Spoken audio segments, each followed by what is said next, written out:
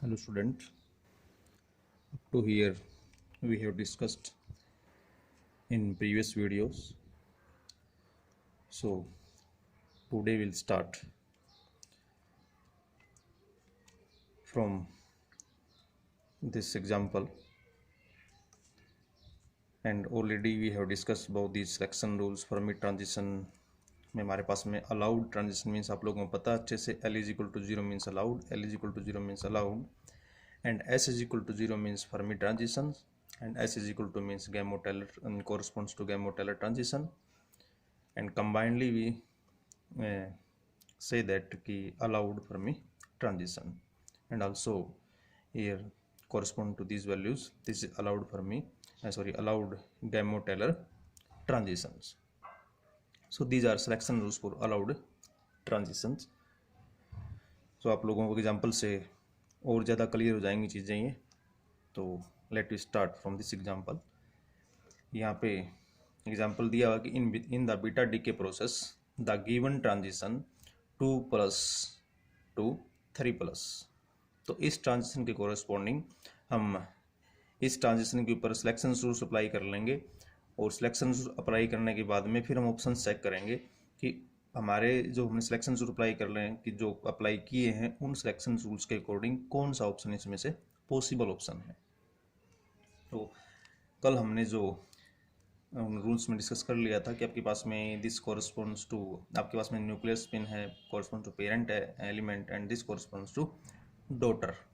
Reactant side आपके पास में है, प्रोडक्ट साइट आपके पास में है.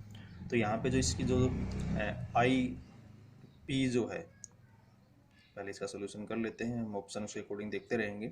तो जो आई पी है हमारे पास, I P is equal to parent nucleus की स्पिन क्या है हमारे पास में, वो है 2 प्लस मीन्स आपको पता है ओबियसली ये साइन किसको रिप्रेजेंट कर रहा है, पैरिटी को, एंड आई जो डॉटर की है जो न्यूक्लियस स्पिन वो कितनी हमारे पास में 3. सो जो पॉसिबल वैल्यूज है हमारे पास न्यूक्लियर स्पिन की, अब आपको पता है कि चेंज ऑब्वियसली यहाँ पे एंगुलर मोमेंटम क्या है, एंगुलर मोमेंटम चेंज हुआ है. सो अगर एंगुलर मोमेंटम चेंज हुआ है तो चेंज इन एंगुलर मोमेंटम अगर हम देखें तो उसके कोरस्पॉन्डिंग इसकी जो पॉसिबल वैल्यू जो बनेगी डेल्टा आई की हमारे पास में क्या बनेगी, एक तो 3+2 5 एंड 3-2 1. तो इसकी जो पॉसिबल वैल्यू कितनी होगी, 3-2 1 एंड 3+2 5, एंड इन बिटवीन हमारे पास में 1 2 3 4 5. These are the possible values of change in angular momentum.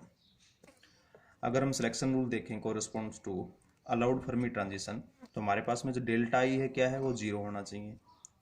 Corresponds to Fermi transition delta is equal to क्या है, 0 मीन्स क्या है, वो हमारे पास में कौन सी ट्रांजिशन होनी चाहिए, अलाउड बाय फर्मी ट्रांजिशन.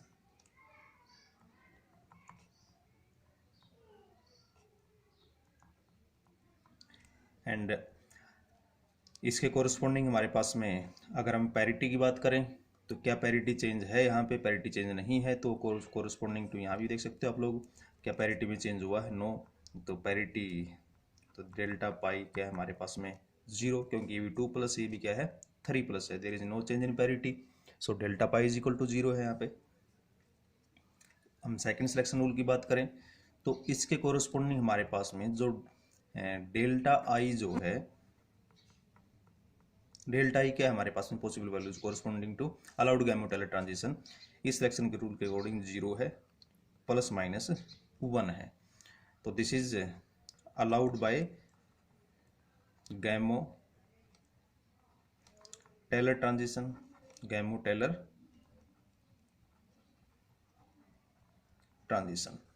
क्या इसमें पैरिटी चेंज होती है, no, there is no change in parity, क्योंकि because L is equal to 0 and L is equal to 0 दोनों के लिए L इज इक्वल टू क्या है 0 है. So there is no change in parity. तो यदि ये पॉइंट दोनों के लिए सेम कॉमन है तो यहाँ पे भी डेल्टा पाई क्या है, ऑब्वियसली 0 है, क्योंकि ये भी प्लस और ये भी क्या हमारे पास में प्लस है. तो अब जो अकॉर्डिंग टू गिवन ट्रांजिशन अगर हम इस वैल्यू को कंपेयर करें तो यहाँ देख सकते हैं कि डेल्टा आई में 0 नहीं है हमारे पास में, डेल्टा आई में कहीं पे भी 0 नहीं है. तो इसका मीनिंग क्या है कि ये जो ट्रांजिशन है it is not allowed by Fermi because delta E not equal to zero. But अगर यहाँ पे हम डेल्टा आई की वैल्यू देखते हैं तो यहाँ पे डेल्टा आई की वैल्यू क्या है, जीरो भी है, प्लस वन भी और माइनस वन भी है। तो ऑब्वियसली यहाँ पे जो डेल्टा आई की जो वैल्यू है हमारे पास में यहाँ पे वन है, यहाँ पे भी क्या है हमारे पास में वन है। तो obviously this transition is allowed by Gamow Teller transition, क्योंकि पैरिटी में चेंज है नहीं, इस केस में भी नहीं है चेंज, इस केस में भी चेंज नहीं है। अब हमें चेक क्या करना था, डेल्टा आई की वैल्यू चेक करनी थी जो कि प्लस वन इसमें भी है अकॉर्डिंग सिलेक्शन रूल, और plus one according to given transition plus one इसमें भी अवेलेबल है। So from this comparison we can say that कि जो ये ट्रांजिशन है Fermi it is not allowed by Fermi transition but it is allowed by Gamow Teller transition. तो अब हम ऑप्शन चेक कर सकते हैं। फर्स्ट ऑप्शन देखो आप लोग, अलाउड बाय फर्मी, नो, यहीं पे कैंसिल हो जाता है पहला ऑप्शन क्योंकि it is not allowed by Fermi है, बट नॉट बाय गैमो इसको देखने की जरूरत ही नहीं है हमें आगे। सेकंड ऑप्शन देखो, अलाउड बाय बोथ, नहीं पॉसिबल है क्योंकि गैमो-टेलर से ही पॉसिबल है ये, तो सेकंड ऑप्शन भी फिनिश। थर्ड ऑप्शन देखो, not allowed both by Fermi and Gamow Teller selection rule, बिल्कुल यहाँ पे दोनों के लिए अलाउड कह रहा था, यहाँ भी इसमें चेंज कर दिया इसने, नॉट अलाउड बाय बोथ, तो नहीं, एक के द्वारा अलाउड नहीं है, दूसरे के द्वारा तो अलाउड है गैमो-टेलर से, तो ऑप्शन सी भी फिनिश हो गया, यहाँ से रिमूव हो जाता है। तो ऑप्शन हमारे पास कौन सा बचता है, option D. Option D is correct because कि not allowed by Fermi, yes not allowed by Fermi according to selection rule, but allowed by Gamow Teller selection rule, yes allowed by Gamow Teller selection rule. So this is the solution of this question. So in selection rule पे आप लोग further practice कर सकते हैं questions की। And कल हमने जहाँ पे छोड़ा था फर्मी ट्रांजिशन, जो सिलेक्शन रूल फर्मी के अलाउड के लिए हमने कर लिए थे कि जब आउटगोइंग पार्टिकल है वो जीरो एंगुलर मोमेंटम से एमिट होंगे and they are produce at the origin of the parent nucleus, तो उसके कोरस्पॉन्डिंग जो हमारे पास में allowed Fermi transition allowed Gamow transition के अकॉर्डिंग हम सिलेक्शन रूल डिस्कस कर चुके हैं। And in this video we will start for L not equal to 0. So now we will start for L not selection rules for L not equal to 0 means यानी for forbidden transition के corresponding selection rules हैं। So L not equal to 0. Okay. So first we understand why L not equal to 0. Why L not equal to 0. So according to classical terminology, according to classical assumption, कि अगर हम assume करें कि जो आपके outgoing particle है, मैं एक जनरल रिएक्शन दिखा देता हूँ यहाँ पे, एक्स जेड ए अगर बीटा माइनस डी के है तो obviously Y Z plus one होगा यहाँ पे A, and beta minus particle निकलेगा यानी माइनस वन जीरो, एंड यहाँ पे हम प्लस में क्या दिखाते हैं, anti neutrino plus disintegration energy Q. तो हमारे पास में ये डॉटर न्यूक्लियस है, ये पेरेंट न्यूक्लियस है, ये आउटगोइंग पार्टिकल है इलेक्ट्रॉन एंड एंटी न्यूट्रिनो। अब जो आउटगोइंग पार्टिकल है हमारे पास में ये दे आर प्रोड्यूस्ड, हम अज्यूम कर लेते हैं अगर वो maximum angular L not equal to zero मतलब क्या, अगर मान लेते हैं कि मैक्सिमम एंगुलर मोमेंटम के साथ में एमिट हुए हैं, नॉट बदर अबाउट डायरेक्शन। सो हम यहाँ पे जैसे न्यूक्लियस है, ये इसका सेंटर है, तो फर्स्ट केस में मान रहे थे कि at r is equal to zero हमने जो वेव फंक्शन का एक्सपांसन लिया था उसमें p dot r upon h cross और नेक्स्ट हायर टर्म्स को नेगलेक्ट कर दिया था, यानी r is equal to zero पे यानी ओरिजिन पे कंसीडर किया था हमने। जो इंटीग्रेशन जब आउटगोइंग पार्टिकल है they are produce at the origin and gain minimum amount of angular momentum which is l is equal to zero. अब हम जो कंसीडर कर रहे हैं कि हमारे पास में जो ये आउटगोइंग पार्टिकल हैं दे आर प्रोड्यूस्ड या the outgoing particle coming with maximum amount of angular momentum and produced at the surface of this nucleus, and हमारे पास में ये जो डिस्टेंस है अगर मैं इसको r बोलता हूँ तो यहाँ से मान लो कि इस डायरेक्शन में जो आउटगोइंग पार्टिकल है वो सरफेस पे एमिट, सरफेस से पे प्रोड्यूस हुए और एमिट मैक्सिमम एंगुलर मोमेंटम के साथ में एमिट हुए आउटगोइंग पार्टिकल है। अब यहाँ पे अगर हम, आप लोगों को अच्छे से पता है कि जो एंगुलर मोमेंटम है आप लोग डिस्क्राइब करते हो एंगुलर मोमेंटम को, तो उसके कोरस्पॉन्डिंग सपोज को रेडियस आर है, तो ये हमारे पास में इस पॉइंट पे अगर कोई पार्टिकल इस ऑर्बिट में रोटेट कर रहा है तो उससे कोरस्पॉन्डिंग उसका मोमेंटम क्या है, वो p है। तो उससे कोरस्पॉन्डिंग एंगुलर मोमेंटम l क्या होगा हमारे पास में, ऑब्वियसली r क्रॉस p होगा, r क्रॉस p। एंड अगर इसको ओपन करें, मैग्नीट्यूड लें इसका, तो हमारे पास में आर पी साइन थीटा। तो मैक्सिमम एंगुलर मोमेंटम इसके पास होगा तो theta is equal to 90 degree. तो ऑब्वियसली एल मैक्सिमम, हमारे पास में जो मैक्सिमम एंगुलर मोमेंटम है वो, और ये distance centre to surface, radius of the nucleus या रेंज ऑफ द न्यूक्लियस आप इसको कह सकते हो, इनटू में p momentum gained by this outgoing particle, ये होगा मैक्सिमम एंगुलर मोमेंटम हमारे पास। सो इसके अकॉर्डिंग अगर हम देखें फर्दर, तो इसके अंदर हमने कहा कि ठीक है, they produce the surface of this nucleus and emit with या come out with maximum angular momentum. तो यहाँ से ये क्वेश्चन हमारे पास आ गई। अब अगर हम देखते हैं कि दे आर रिलेटेड पार्टिकल, तो उसके अकॉर्डिंग जो टोटल एनर्जी है हमारे पास में, मैं मान लेता हूँ कि जो काइनेटिक एनर्जी है वो बीटा माइनस पार्टिकल की, वो सपोज करो काइनेटिक एनर्जी हमारे पास में कितनी हो, 1 MeV, कितनी हमारे पास में 1 MeV। सो 1 MeV काइनेटिक एनर्जी के साथ अगर हम मानते हैं एमिट हुआ, सो उसका जो हमारे पास में जो लीनियर मोमेंटम होगा, अगर वो कैलकुलेट करना चाहें हम तो कैसे कैलकुलेट कर सकते हैं। हमें पता है कि जो टोटल एनर्जी है वो क्या होगी, obviously p square c square plus rest mass of electron m square c की पावर 4, और इसको हम कैसे लिख सकते हैं, kinetic energy of electron plus it's rest mass energy.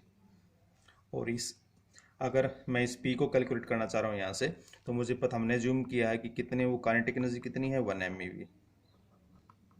और आपको पता है इसके ऑर्डर का, अगर हम रेस्ट मास एनर्जी कैलकुलेट करते हैं तो उसका ऑर्डर 0.511 MeV पास होता है, तो हम 0.1 डेसिमल तक इसको लेके चल रहे हैं, तो 0.5 MeV। अगर हम टोटल करें तो मेरे पास में क्या हो गया, 1.5 MeV। और यहाँ अगर मैं इसको लिखता हूँ इस टर्म को, तो कैसे लिख सकते हैं हम इसको, यहाँ से ये p स्क्वायर c स्क्वायर, और इस वैल्यू को मैं क्या लिख सकता हूँ me c स्क्वायर और इसका होल स्क्वायर। तो me c स्क्वायर क्या हमारे पास में, me c स्क्वायर की वैल्यू क्या, 0.511 MeV है, तो 0.5 MeV हो गया हमारे पास ये। तो यहाँ से अगर मैं लिखूँ इसको कि p square c square plus 0.5 का स्क्वायर और ऑब्वियसली ME स्क्वायर तो होगा हमारे पास, और इज इक्वल टू क्या है 1.5 MeV। हमें ये p कैलकुलेट करना, हम क्या दोनों तरफ स्क्वायर कर सकते हैं, तो स्क्वेयरिंग ऑन बोथ साइड, तो p square c square plus 0.5 square और MeV स्क्वायर है हमारे पास 1.5 स्क्वायर एंड MeV स्क्वायर, ये रिजल्ट आएगा हमारे पास। और यहाँ से हमें किसकी वैल्यू चाहिए, p स्क्वायर c स्क्वायर की वैल्यू चाहिए। सो p स्क्वायर c स्क्वायर की वैल्यू निकालने के लिए इस फैक्टर को हम उस तरफ ले जाके माइनस कर देंगे और जो रिजल्ट हमारे पास होगा उसको लिख लें। सो हमारे पास जो वैल्यू आई है p square c square is equal to, हमारे पास जो ये वैल्यू इस तरफ जो सॉल्यूशन होगा न्यूमेरिकल पार्ट का, ये होगा 2 MeV स्क्वायर। एंड यहाँ से अगर हम P कैलकुलेट करें तो P की वैल्यू जो आएगी हमारे पास में वो 1.4 MeV/c इसके पास आएगी। और as we know that the maximum angular momentum gained by these outgoing particle beta minus and antineutrino, ये मैक्सिमम एंगुलर मोमेंटम है। अगर हम इस मैक्सिमम एंगुलर मोमेंटम को कैलकुलेट करें तो ये जो हमारे पास है P इंटू आर, और जो P है हमारे पास कितना आ गया 1.4 MeV/c, और जो इस आर की वैल्यू हम अप्रोक्सीमेटली 5 फेमटोमीटर के आसपास ले लेते हैं इसकी वैल्यू, तो इस की जो वैल्यू है ये अप्रोक्सीमेट किसके आसपास आएगी, हमारे पास में आएगी 7 MeV/c। सो यहाँ से हमारे पास में जो maximum angular momentum gained by this outgoing particle वो P इंटू आर कितना होगा 7 MeV/c होगा। सो क्वांटम मैकेनिकली इसको हम कैलकुलेट करें, so according to quantum physics the magnitude of angular momentum, आपको आप लोगों को पता है कि जो मैग्नीट्यूड ऑफ एंगुलर मोमेंटम कितना होता है हमारे पास में √L इंटू में L+1 H क्रॉस। सो ये जो एंगुलर मोमेंटम है ओब्वियसली इसके इक्वल होना चाहिए हमारे पास में। सो यहाँ से मैं अगर इसको पुट करता हूँ L इंटू में L+1 H cross is equal to 7 MeV, और साथ में फेमटोमीटर है हमारे पास, और अपॉन में क्या है C था MeV/c। तो यहाँ से L into L+1 H cross is equal to 7 MeV femtometre upon में C, और H क्रॉस और नीचे लेके चले जाएं इसके। तो इस वैल्यू को अगर देखते हैं तो ऊपर है 7 MeV फेमटोमीटर एंड नीचे H क्रॉस C को अगर लेंगे तो ये आ जाएगा अप्रोक्सीमेट 200 MeV फेमटोमीटर के आसपास। तो ये जो वैल्यू है इसको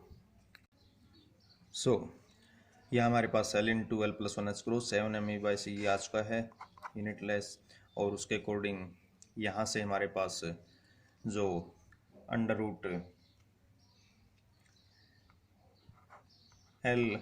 इंटू L+1 H क्रॉस क्योंकि डिवाइड हो चुका था, तो ये जो वैल्यू है वो आएगी हमारे पास अप्रोक्सीमेटली 0.3 के आसपास।